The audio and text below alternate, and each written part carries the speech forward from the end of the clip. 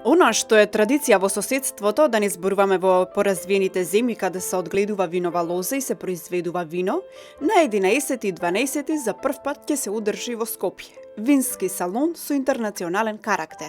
Учество ќе земат повеќе од 20 винари од земјава и странство.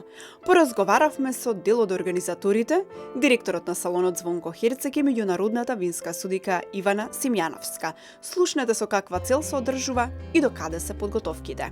Вакви салони обично одат со развој на самиот регион.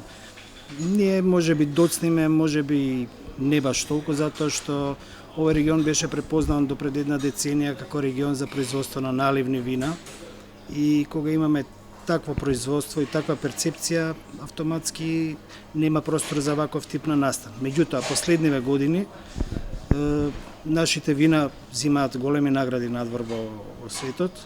Регионот се препознава веќе не како за наливни вина, него регион за фини вина. И така да се створи една атмосфера каде што може да се организира еден ваков вински салон на кој би можеле да дегустираат посетителите, да споредат разни типови на вина и така натаму. Со каква цел се организира настан? Целта на Скопскиот вински салон е со цел најпрво да го зголемиме нивото на винска култура во земјава, понатаму да го донесеме оној интернационализам кога се работи за виното во Македонија и наменете за сите вински љубители, за луѓе кои што се веќе во трговијата со вино, да дојдат, да посетат еден сосема поинаков пристап до она што го викаме значење на виното, затоа што сепак Македонија е винска земја. Што би се издвоил винскиот салон од останатите настани кои се организираат во чест на виното?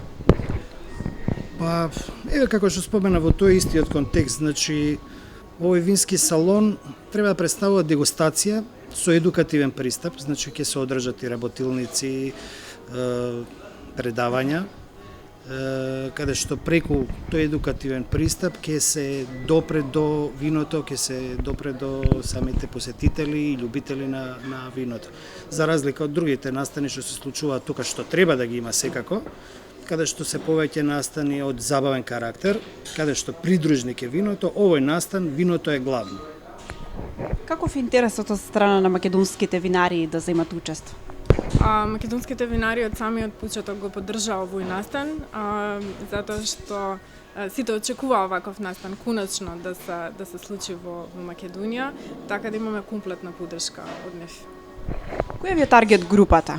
Поканата до кого е упатена за учество на винскиот салон? Значи, поканата отворена за сите, нема конкретно за кого, значи може да бидат и професионалци, може да бидат и тотални лаици, да кажеме, значи таа е отворена покана за сите, да се запознаат со вината.